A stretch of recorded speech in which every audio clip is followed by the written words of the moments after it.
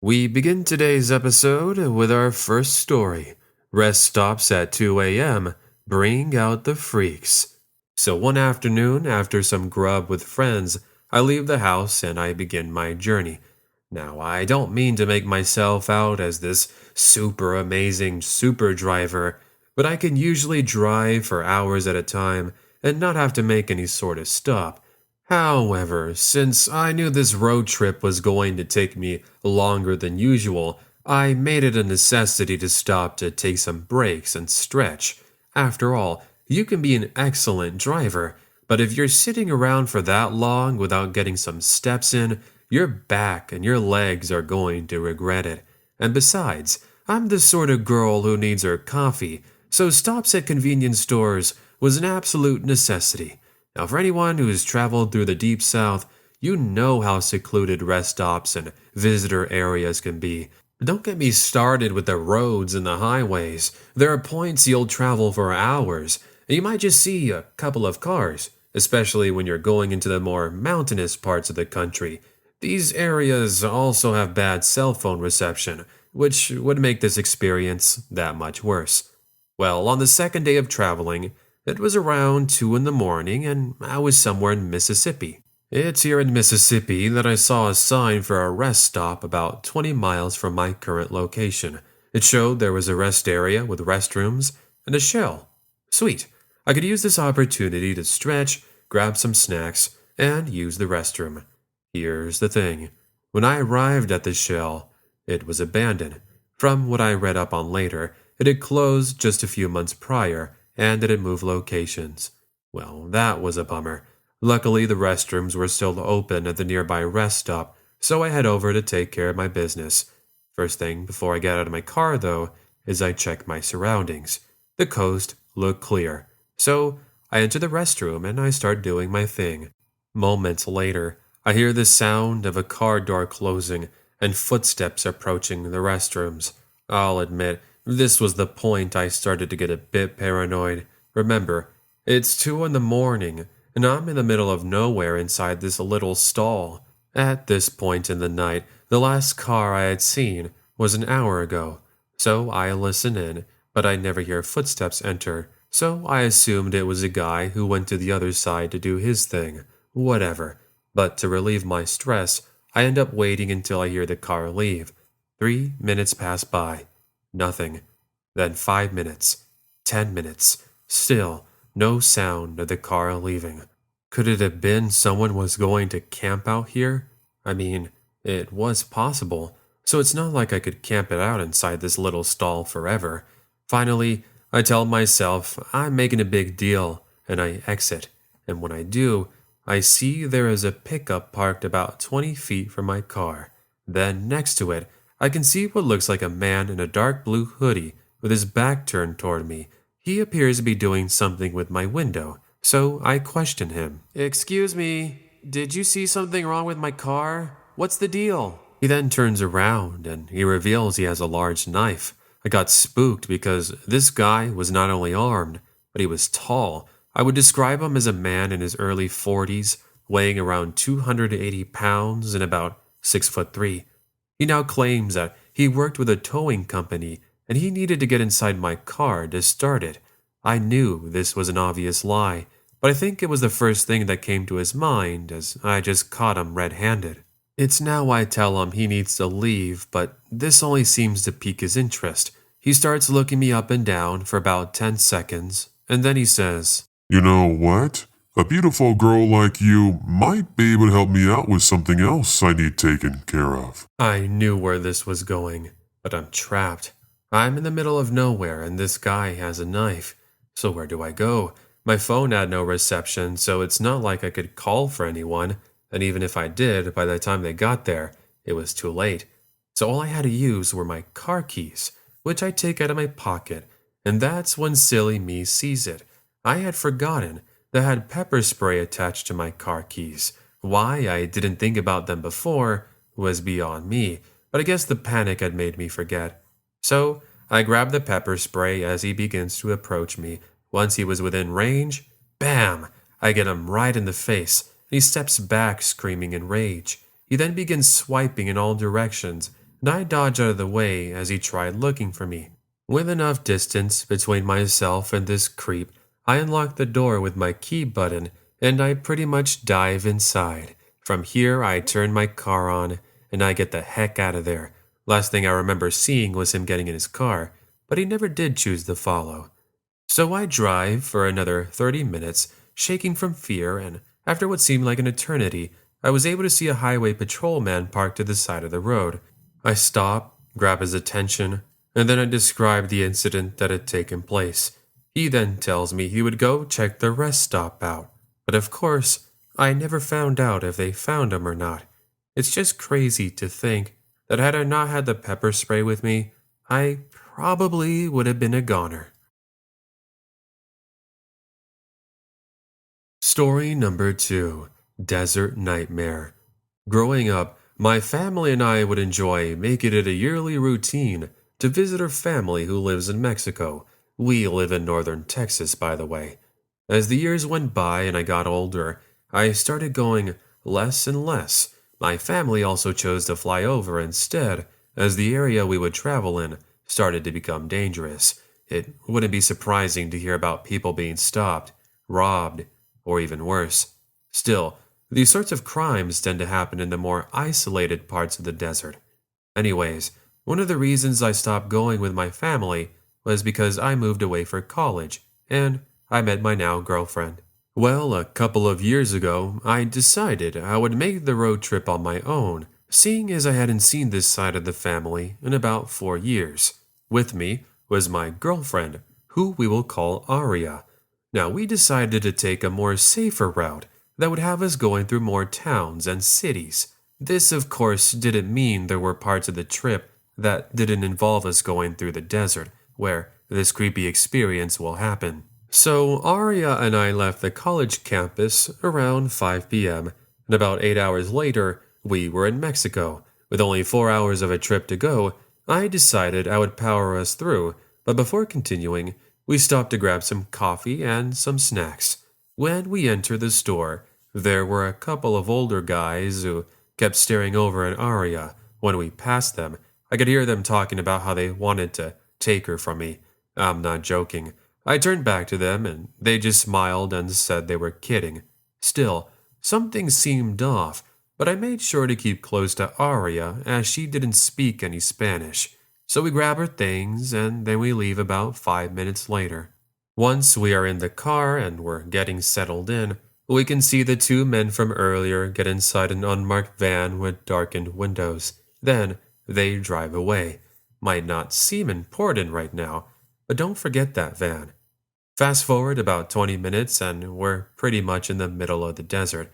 It's now that Aria points something out that I wasn't really paying attention to. Honey, doesn't that van remind you of the one from the convenience store? I looked into the rearview mirror and it looked just like the one from earlier. Still, it's late and it's dark, so we couldn't be too certain.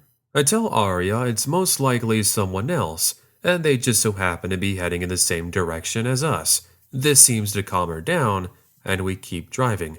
Give it about 5 more minutes, and Aria mentioned that they're getting even closer. She was right. They got so close to us, they were practically pressed against our back bumper. Here we are on this stretch of road, and with only a few hours until sunlight, from the looks of things, these 2 weren't planning on stopping. This continues on for another 10 minutes, and it's almost at this point I stop the car to confront them. Obviously, that was a bad idea. But what do? My protective boyfriend's instincts come in, and I start slowing down against Aria's request. They, in turn, do the same.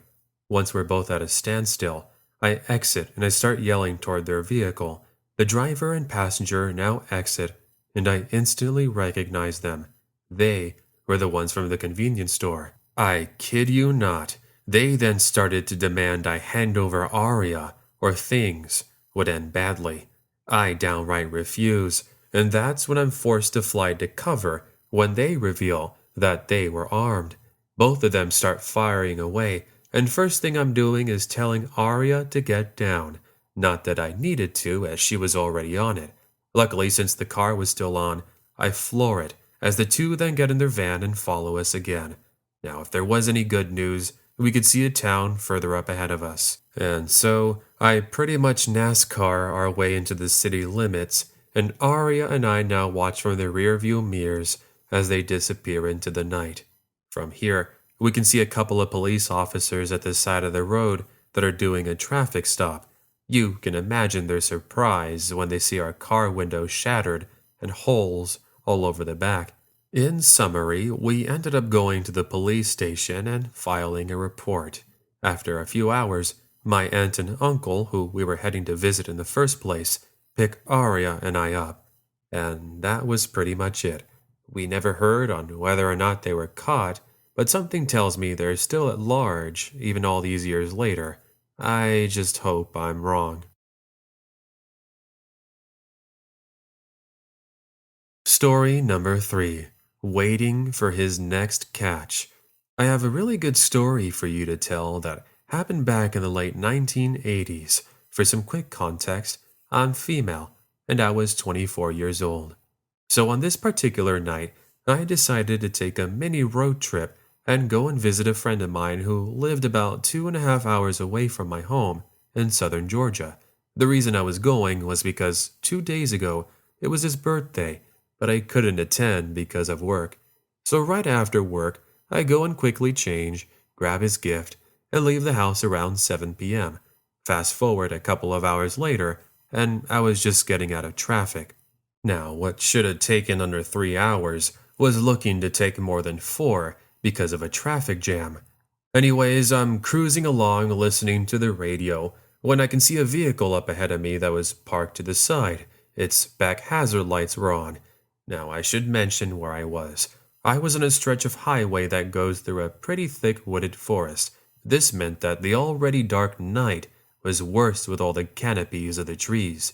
Well, seeing as most people would just drive away and would be like, yeah, I'm sure he can figure it out, I felt bad. I mean, this was back in the 80s when people were a lot more trusting of each other. So I slowed down and start backing up until I'm pretty close to him. Hey man, is everything okay? I saw your lights were on, so I was checking up on you. Oh, hey there, thanks. Yeah, I was having some issues with my car. Mind giving me a hand? He seemed pretty normal, around early 30s with blonde hair and glasses, and he also had business attire. So I head over to the back of his vehicle, unaware of the scary moments I was about to experience. Here's the deal. I'm pretty small for my age. Though I'm 24, most people think I looked 16 or 17. Add the fact I'm about 5'2", 110 pounds. This dude could have easily outwitted this girl. But remember, I'm giving this guy the benefit of the doubt. So instead of reaching for some possible tools or extra tire, the dude reaches right for me, and he manages to easily pick me up like I was some sort of kid. The next moments felt like an eternity, as he now tried to throw me into the back. What to do? Was this really happening? Was me trying to be helpful and caring actually getting me in trouble? What do I do? Instinctively, I kick him, and I connect on his stomach, which causes him to loosen his grasp just enough for me to fall next to the bumper, which caused a nasty bruise afterwards. As I get up, I see his face was red with anger. I now book it as he starts chasing me back to my car. He then begins pounding on the window, demanding I open up. I didn't. I floor it out of there, but the last sight I remember seeing was him getting in his car and driving away. So wait, his car didn't have any issues? So what was the deal?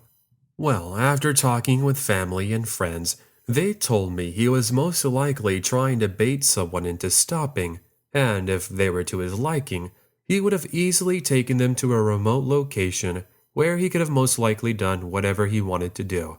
It's been many years since that took place, but it's not something I've easily forgotten.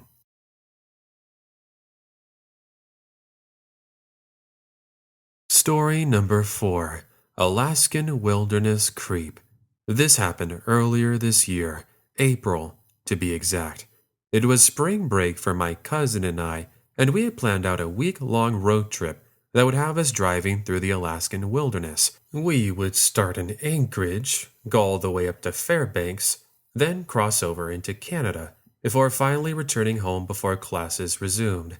Sadly, my cousin sleeps in a lot, so we had a late start to the trip. It was fine since we were going to do some shopping for supplies beforehand, so I did that before I picked him up. Fast forward a few days, and we had been in Fairbanks. After taking in the sights in the city, it was time to head to Canada.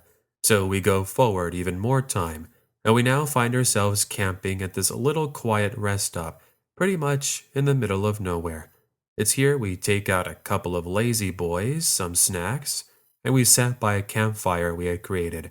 Unfortunately, we weren't expecting the random rainstorm to ruin our evening, so about an hour in, we were forced to head back into the RV where we spent the rest of the night watching some movies. Now, just imagine it being out in the middle of the Alaskan wilderness where the last sight of civilization was 2 hours ago, and on top of that, the last car we saw was at least 45 minutes back.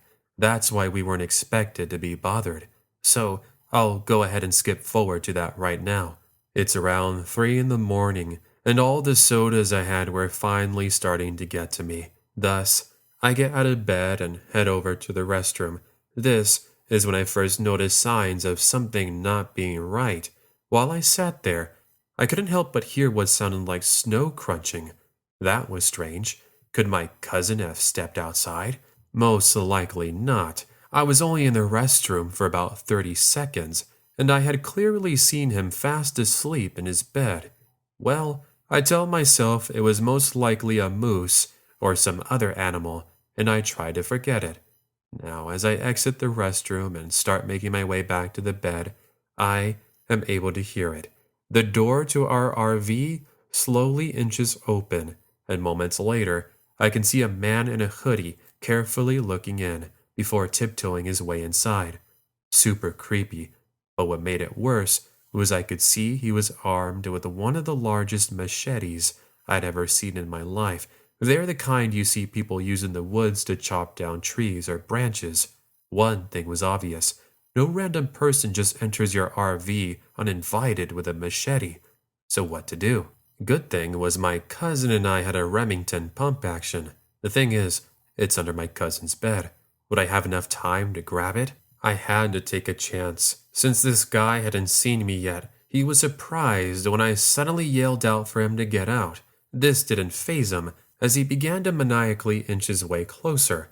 However, once I had the Remington in hand and pointed it toward him, he freezes in place. Surprise! I was just messing around with you two. This machete, it's not even real. It's just a toy. Come on, put that thing away. Yeah, right. Just a toy? I'm pretty sure you were looking to rob us while we least expected it.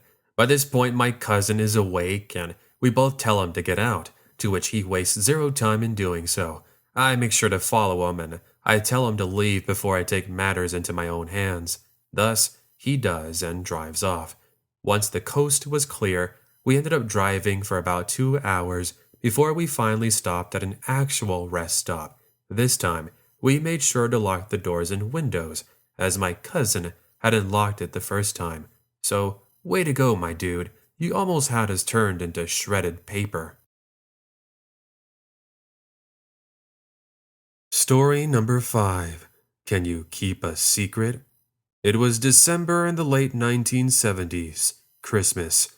I'm female and I was 23 years old. I'd taken a road trip to visit my family in Winnipeg, where I spent a few days celebrating the holiday and the new year.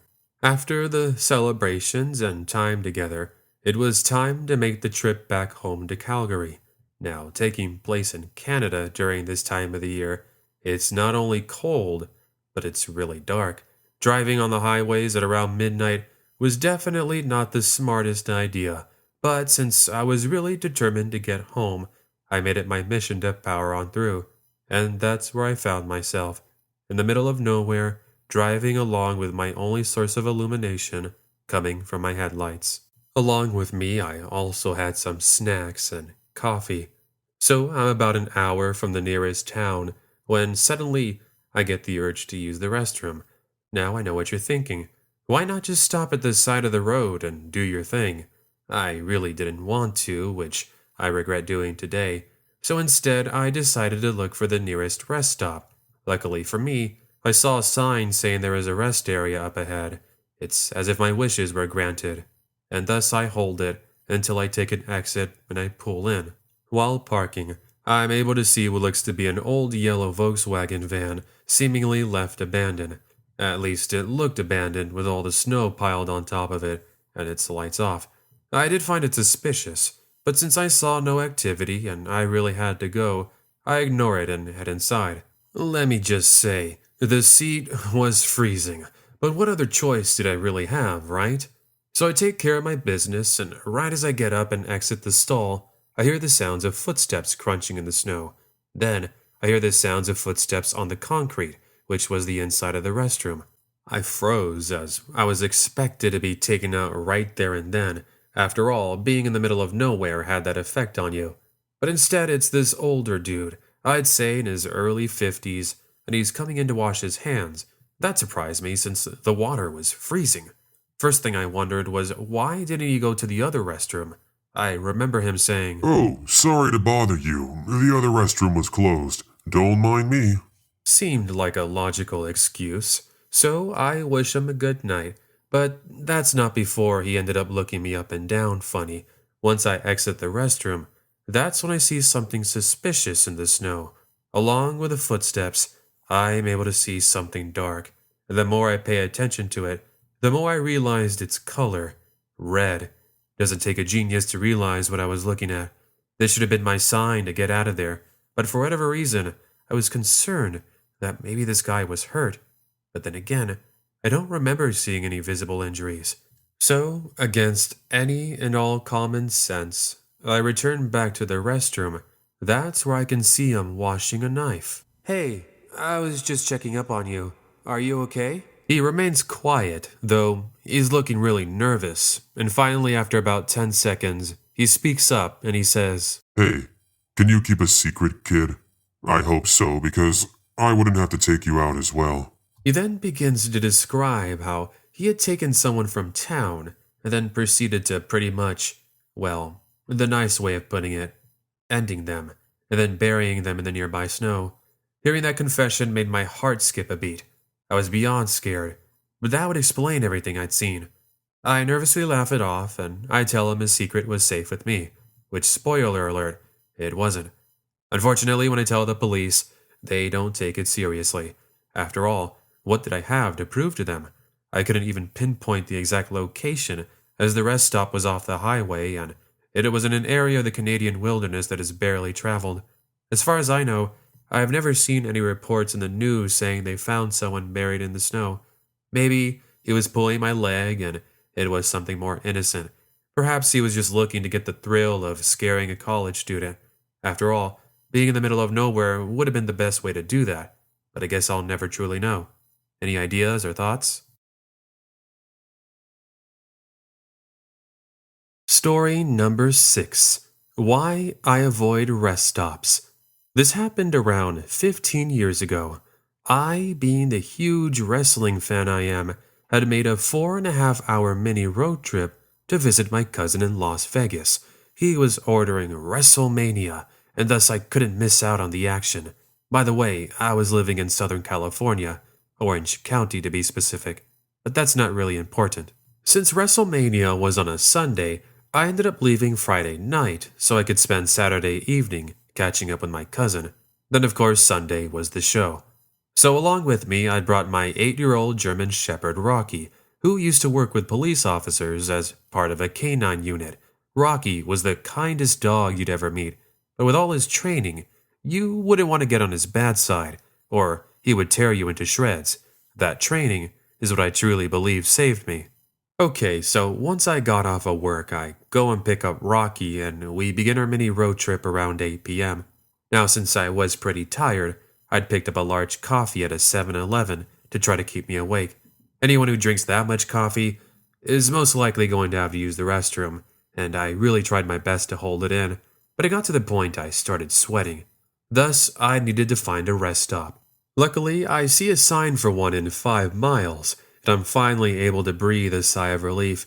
As for the rest stop, it was empty. Now, before exiting, I do leave the car door open ever so slightly so that Rocky could step out and stretch or use the restroom. I didn't really worry about Rocky as he was very well trained. I was able to trust him on his own. Anyways, once done, I head over to a nearby vending machine to buy some Cheetos. While I had my back turned, I heard a man's voice. Hey, do you happen to have some extra change so I could buy myself something? Out from seemingly nowhere, a homeless man steps out from the darkness. He looked to be in his mid-40s. Well, me being the kind person I am, actually ended up buying him some chips, hoping this act of kindness would give me some good karma points. This is when I make the mistake of turning my back. Moments later, I feel something sharp pressed against my sweater. Don't you dare make any sudden movements. Do exactly as I say, and I promise you won't get hurt. Great. This was it. The guy had me in the palm in his hands, and he was starting to push me toward the back of the restrooms. I already knew this wasn't going to end well, so that's when I say, "Rocky, come here, boy." This man was confused, but it was a risk I had to take. Otherwise, Rocky might have been too late. Suddenly, we heard the sound of barking, and this man gets distracted just long enough for me to run out of the way. Like a bolt of lightning, Rocky pounces on this dude, and the knife falls to the ground. The man then tries to wrestle Rocky off of him, but he's got a really good grasp on his arm. Immediately, I kick the knife out from reaching distance, as all of a sudden, headlights appear out of nowhere. It was another family. They, as you probably already guessed, were surprised at the sight they were witnessing, but I was able to get them to help me. In summary, we get officers involved and the man is arrested. I later found out that he had quite the history on him. As for the way he acted that evening, it turned out he had quite a lot to drink. I guess that would explain the smell on his breath as well as his actions. Now, as for Rocky, he ended up getting a bunch of extra treats and belly rubs. Thank you, Rocky. You were the best dog I ever had. Story number 7. The Late Night Troubles. This was back sometime in the late 1990s. My now wife, girlfriend at the time, and myself were on a cross-country road trip driving through the great American countryside. We were somewhere in New Mexico, if memory serves me correctly. It's here my wife needed to use the restroom. This was fine since we needed to fill up the car anyways, as we were already running on fumes. So, the search for a place to stop began. My wife spots an advertisement for a Taco Bell and a Chevron station, and thus we head on over. Now, it was 2 in the morning, so the already quiet and isolated desert was made worse with the sounds of silence and crickets. This made this experience that much more eerie, especially considering we were practically in the middle of nowhere. Anyways, we both step outside and I get to filling up our Toyota. Meanwhile, my wife heads inside to use the restroom. Fast forward a couple of minutes, and my wife returns with snacks in hand. Now, this is the part where I wish we would have just left, but seeing as I was in the mood for a hot dog, I head back in while my wife sits in the car and munches on some M&Ms. Worst mistake of my life. So I grab a hot dog and some soda, and I just happen to look outside while I'm paying the cashier. In the distance where our car is, I can see what looks like a man speaking to my wife. My wife was still in the car. Well, I found this odd and kept looking, and then I can see him reaching for the passenger side door handle as he then attempted to open it. I wasn't having that, so I quickly run out, leaving my hot dog and soda on the front counter. "Hey, what in the world are you doing? Knock it off." The man then turns around, and he reveals that he's armed. It looked like a Beretta or a similar model. I froze as he now demanded we give him all the money we had. The thing was, my wallet was in the car, and all I had with me was a few dollars in change. In the moments that seemed like they take forever, I tell him to let me step into the car so I could grab my wallet and then hand it over. It was risky, but it was worth a chance. Thankfully, he agrees and he keeps an eye on me as I slowly and carefully inch my way to the driver's side. Meanwhile, my wife is crying like no tomorrow. Well, since the key was already in the ignition and all it took was me to press on the pedal, we could possibly avoid this altercation. And that's what we do. I tell my wife to get down, and when she does, I floor us out of there. The last thing I remember was both of us look into the passenger side window, and the man was staring at us in confusion. We were out of danger. But what about the cashier? As far as I know, the man never robbed the place, as I called the local sheriff's department and I mentioned the location. They told me there were no reports of any robbery, so maybe he decided it was better off not to go after anyone. Needless to say, had things turned out differently, I might not be here to tell you this story. Story number 8. Delivery Driver to the Rescue. I was on a road trip with my mom and dad, and we were coming back from visiting my grandparents who were living in Northern California. This was back in the early 1990s when I was still in elementary school.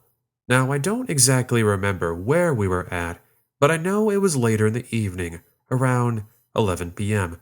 At one point, my dad mentioned we needed to fill up the car. Thus, my dad needed us to stop. So we take an exit that has us arriving at an AM/PM. Once there, I head into the store with my mom. Meanwhile, my dad takes care of filling up the car, as well as cleaning the windshield. This is when it would begin. Inside the AM/PM was the cashier and one other customer, who looked to be a delivery driver from the looks of it. I remember him complimenting my mom and then saying how beautiful of a daughter I was. My mother thanked him for the kind words, and he returned to stocking up the shelves.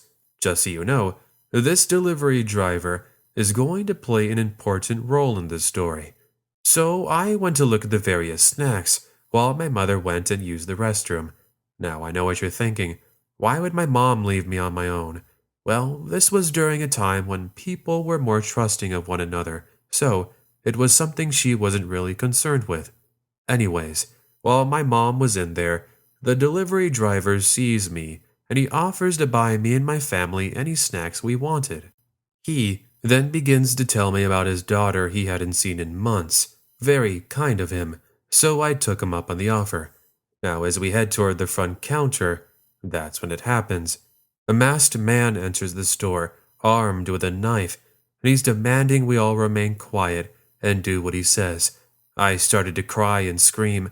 Meanwhile, the delivery driver puts himself between me and the masked man, telling me it was going to be okay. Ugh, I can't take it. Can you make that girl be quiet before I make her quiet myself? He said something like that.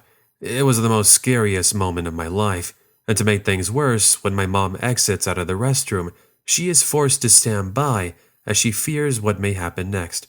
Well, he then tells the cashier to start putting as much money into a backpack as he could before making his way over to the delivery driver, the one who was protecting me. Okay, you have a wallet. Let me have it. The delivery driver took this opportunity to act. He hands over the wallet, and when the robber turns around, he tackles the man down, causing the knife to fly. This was my time to shine. I knew I had to grab it. Otherwise, this creep would reach for it, and he would attack us all. So, that's what I do. I now run outside as I tell my dad what was happening. He then runs over like a cheetah, and together with the delivery driver, cashier, and my dad, they are able to subdue this bad guy until officers arrived 20 minutes later. After that, my parents were thanking the delivery driver non-stop, but all he could tell us was he was just doing the right thing, which he did. So thank you, Mr. Random Delivery Driver. I may not know where he is today, but I really hope he's doing well. I know the chances of him hearing this are slim, but if there's some way he's hearing this, just know that even 20 years later, I'm thankful for what you did. Thank you. Story number 9. Angry Driver Gets Revenge. This was in the winter of 1998. For quick context, I'm male, and I was 25. So, I was traveling in between Salt Lake City and Las Vegas so I could spend time with my family. I was in Vegas, and they were in Salt Lake City. So everything was going fine until I began to notice something weird. There was a Ford Explorer that had been following me since the rest area I'd made a stop at about 10 minutes prior. The only reason I'd noticed it was because the man who was driving it kept getting too close for comfort. I thought maybe he was trying to get past me, so I move over to the other lane hoping that would be it. Instead, he chooses to move over with me and still doesn't let up. Well, that was weird. So I look into my rearview mirror, but it's almost impossible to see him due to how dark the windows are. It also didn't help that it was around 10 p.m., so I couldn't see inside. This back and forth continues for another 5 minutes until I made the dumb decision of confronting him. I then pulled to the side of the road, which he then proceeds to do the same. Once I'm out, I give him the bird, but this only causes him to exit his vehicle. The guy then starts cursing, saying how I had cut him off just an hour prior. Now, I'll be honest, I did sort of do that, but it was only because I was going to miss my turn. I wasn't sure why this guy was so upset, but apparently I had angered him to the point he got violent. He reaches into his back passenger seat, and he grabs a baseball bat of all things. He then begins charging toward me, but I manage to get back into my seat. That's not before he shatters the driver's window, and shards of glass fall everywhere. The glass ended up leaving some nasty marks on my arm, by the way. Now, before I could leave, he manages to connect with another window, shattering it too. I pretty much book it, but I'm scared he would continue to follow me. He doesn't, thankfully, but now I had to deal with my arm, which was stinging really badly because of the glass. Of course, you have to remember, this was a time and age before cell phones, so I couldn't just call for help. Thus, I take an exit about 15 minutes later, where I head to a 24/7 convenience store. The cashier was nice, and he was able to patch me up with his first aid kit, and we called for police. Sadly, since it was so dark, I couldn't see the license plate. Thus, that jerk ended up getting away. So that's your reminder to be careful when you're out on the road. Some people aren't exactly nice. Before we get to the last story, I just wanted to say thank you very much for watching. Just remember, if you'd like to see more, including sneak peeks and previews, then make sure to be following my Instagram at @TheCreepyFoxOfficial. Also, make sure to check out my brand new merchandise. You can either check it out underneath the video player right now, or you can find it in the link in the description below. But just know by checking it out, you're helping me out a lot. But with that said, let's get on to the last story, because it's a pretty good one. Story number 10. Don't mess with a mama bear.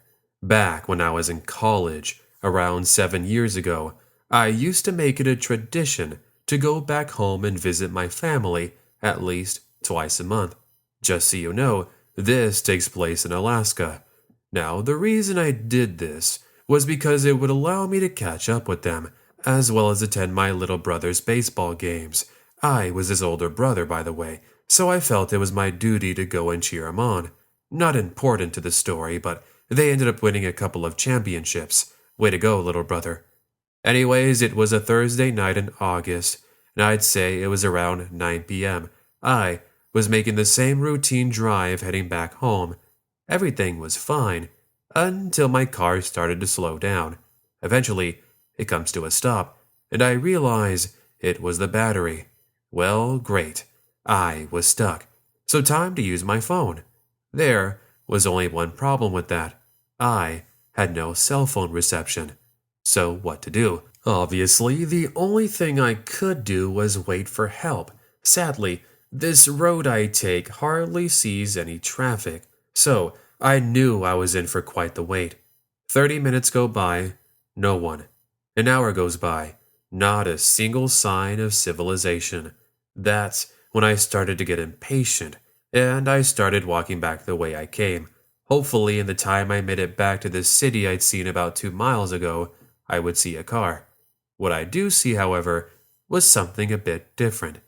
Out of nowhere, two bear cubs appear from the nearby woods, and they started to get closer.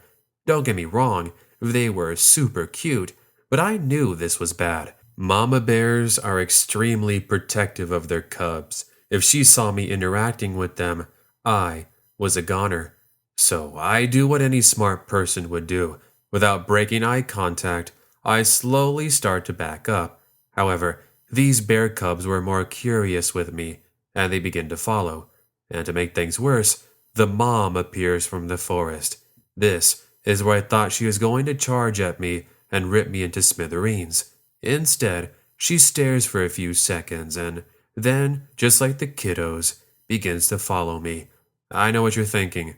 Run! Joke's on you. Bears can run faster than humans. I stood no chance if I spooked them. Just when it seemed all hope was lost, I'm able to see headlights in the distance. I was saved.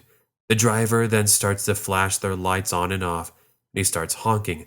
This startles the bear, and I think, oh great, thanks pal, now they're going to come after me. Instead, the three of them run into the forest, saved, quite literally. The driver, who turned out to be a father with his family, is then able to drive me to town, where eventually I get reception and call for a towing company. That was it. That was the story of how I went on a road trip and almost became a bear's dinner. At least it made for a good story when I got home.